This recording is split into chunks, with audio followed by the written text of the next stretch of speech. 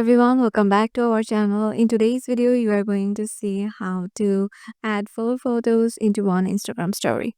So to do that, head over to the Instagram application first. Once you are there, make sure you have logged in into your desired account and then head over to your Instagram story section.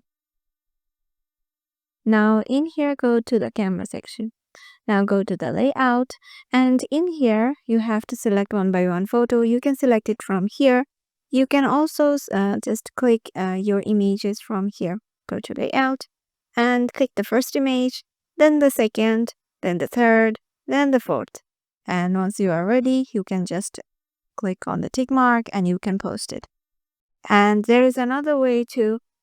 You can just cross the layout, just click a background for a black one, then go to the sticker section, go to photo and select 4 photos. So yeah, this is how you can just add 4 photos. So not only just 4 photos, more than 4 photos on your Instagram story. Hope this video will help you out and we will see you in the next video.